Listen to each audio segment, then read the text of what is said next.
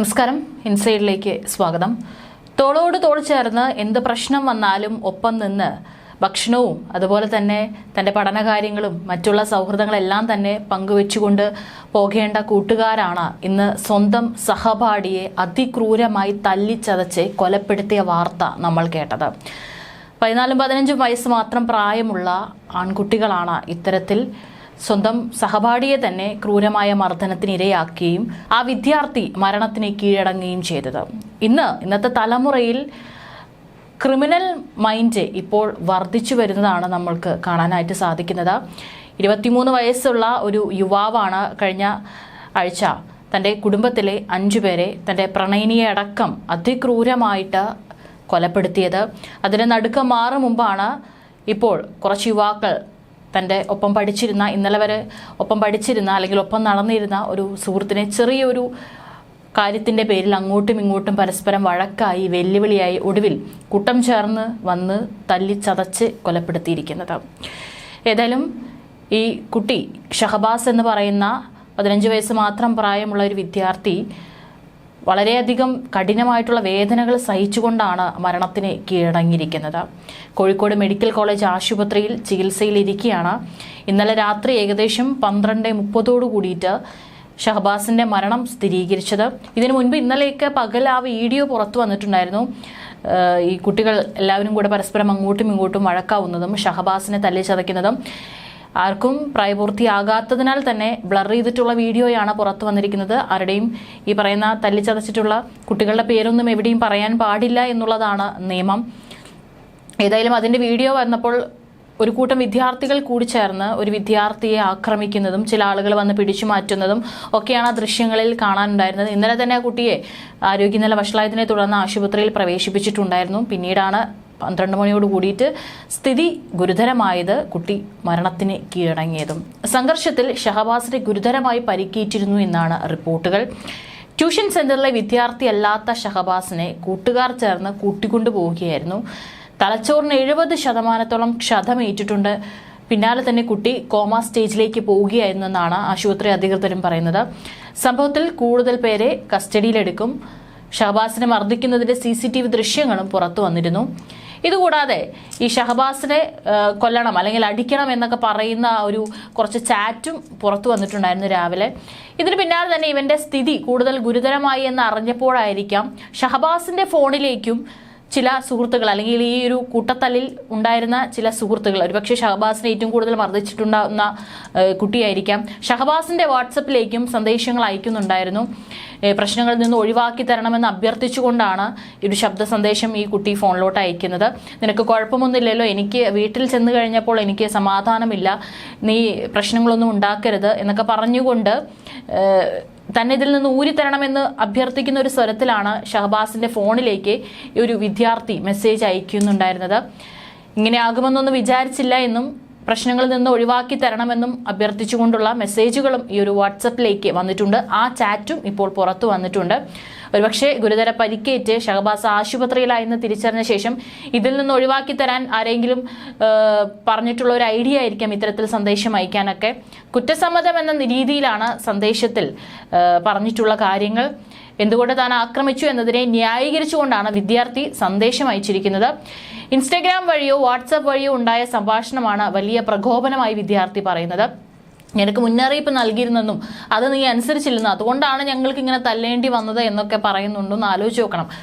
പഠിക്കാൻ ഉള്ള ഒരു പ്രായത്തിലാണ് വിദ്യാർത്ഥികൾ ഇത്രയും ക്രിമിനൽ മൈൻഡ്, അല്ലെങ്കിൽ ഒരുത്തനെ തല്ലി ചതയ്ക്കണം അല്ലെങ്കിൽ അവനെ ഏറ്റവും ക്രൂരമായിട്ട് അവനെ മർദ്ദിക്കണം എന്നൊക്കെ ഒരു മാനസിക നിലയിലേക്ക് ഇന്നത്തെ തലമുറ നമ്മുടെ കുട്ടികൾ എത്തുന്നത് എന്നുള്ളതാണ് ഏറ്റവും ദുഃഖകരമായിട്ടുള്ള ഒരു കാര്യം.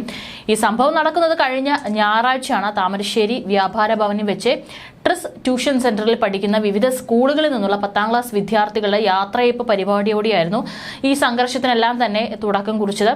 ഈ സമയത്ത് എളൈറ്റിൽ MJHSSലെ വിദ്യാർത്ഥികൾ നൃത്തം ചെയ്യുന്നതിനിടെ ഫോണിൽ സാങ്കേതിക പ്രശ്നത്തെ തുടർന്ന് പാട്ട് നിലച്ച് നൃത്തം തടസ്സപ്പെട്ടിരുന്നു. ഇതിനെ തുടർന്ന് 2 സ്കൂളിലെയും ട്യൂഷൻ വിദ്യാർത്ഥികൾ പരസ്പരം അങ്ങോട്ടും ഇങ്ങോട്ടും കളിയാക്കുകയും ചേരിതിരിഞ്ഞ് വാക്കേറ്റവും ചെറിയൊരു കയ്യാങ്കളിയൊക്കെ ഉണ്ടായി. അവിടെ ഉടൻ തന്നെ അധ്യാപകർ ഇടപെട്ടാണ് ഈ രംഗം ശാന്തമാക്കിയത്.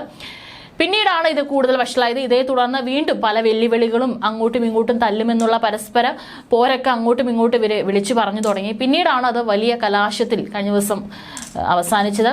ഈ വിദ്യാർത്ഥിയെ ഷഹബാസിനെ മർദ്ദിക്കാൻ ഉപയോഗിച്ചിരിക്കുന്നത് നഞ്ചക് പോലുള്ള ആയുധങ്ങളാണ്.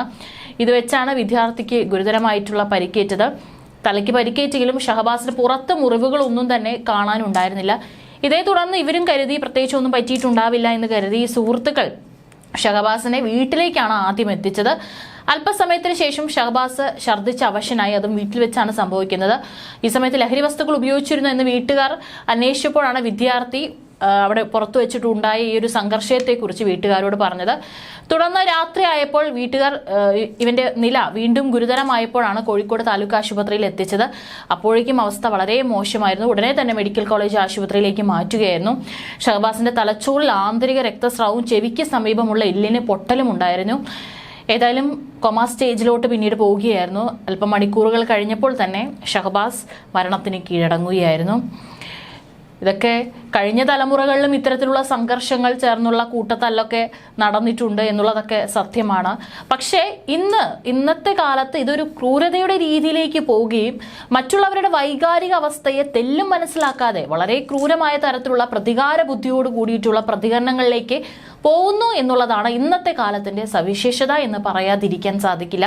പല മാനസികാരോഗ്യ വിദഗ്ധരടക്കം പല കാരണങ്ങളും ചൂണ്ടിക്കാട്ടുന്നുണ്ട്. അതായത് ഇന്നത്തെ കുട്ടികളിൽ എന്തുകൊണ്ടാണ് ഇത്തരത്തിലുള്ള അക്രമവാസന വർദ്ധിക്കുന്നത് എന്നുള്ളത്. കാരണം ഒരു 30 കൊല്ലം മുമ്പുള്ള ഒരു വിദ്യാർത്ഥിക്ക് സന്തോഷം കിട്ടാനുള്ള ഏക മാർഗം എന്ന് പറയുന്നത് സൗഹൃദങ്ങളായിരുന്നു. അതായത് സുഹൃത്തുക്കളോടൊപ്പം സമയം ചെലവഴിക്കുക, അവരോടൊപ്പം പുറത്തു പോവുക, അല്ലെങ്കിൽ ഏതെങ്കിലും വീടിന്റെ അടുത്താണെങ്കിലും അല്ലെങ്കിൽ ഒരു ജംഗ്ഷനിലൊക്കെ കൂട്ടം കൂടി ചേർന്നിരുന്ന് വർത്താനം പറയുക. ഇതൊക്കെയായിരുന്നു അതുവഴി ലഭിക്കുന്ന ഒരു വൈകാരിക വിനിമയമായിരുന്നു പണ്ടൊക്കെ ഉണ്ടായിരുന്നത്. എന്നാൽ ഇന്നത്തെ ചെറുപ്പക്കാർക്ക് ഒരു ഡിജിറ്റൽ ഉപകരണവുമായി സ്വന്തം മുറിക്കുള്ളിൽ എത്ര മണിക്കൂർ വേണമെങ്കിലും ഇരുന്ന് സന്തോഷം കണ്ടെത്താൻ പറ്റുന്ന സാഹചര്യം ഉണ്ട്. ഡിജിറ്റൽ വിപ്ലവത്തിന്റെ കടന്നുവരവോടുകൂടി മനുഷ്യന്റെ ആഗ്രഹങ്ങളെല്ലാം തന്നെ ക്ഷണം നേരം കൊണ്ട് സഫലമാകുന്ന സാഹചര്യം വന്നു. കാരണം നമുക്കൊക്കെ ഇന്ന് ഒറ്റ ക്ലിക്കിൽ നമുക്ക് എന്താണ് ആവശ്യമുള്ളത് ആ സാധനം നമ്മുടെ പടിവാതിക്കൽ എത്തുകയാണ്. അല്ലെങ്കിൽ നമുക്ക് ആഗ്രഹമുള്ള സ്ഥലം കാര്യങ്ങളെല്ലാം തന്നെ ഒരു ഡിജിറ്റൽ ഉപകരണങ്ങൾ കൊണ്ട് നമുക്കിന്ന് സാധിക്കാൻ പറ്റുന്ന സാഹചര്യമാണ് ഇന്നുള്ളത്.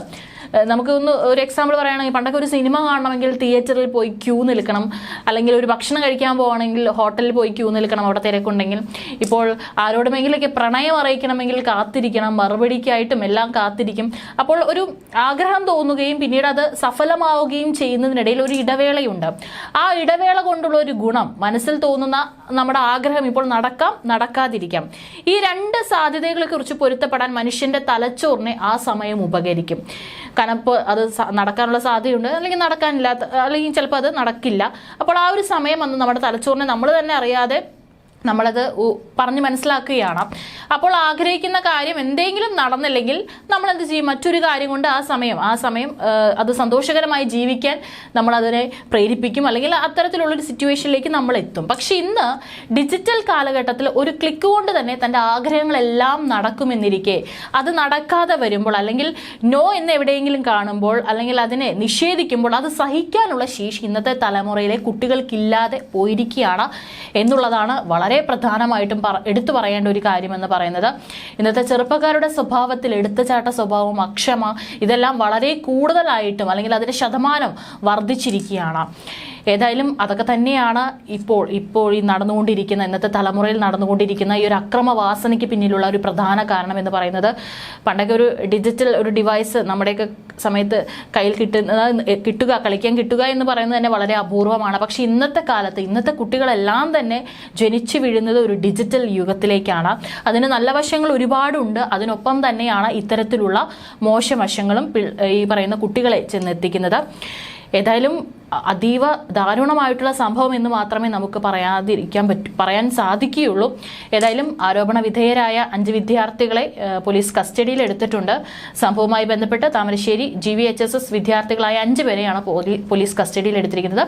ഇവരെ ജുവനൈൽ ജസ്റ്റിസ് ബോർഡ് മുമ്പാകെ ഹാജരാക്കി.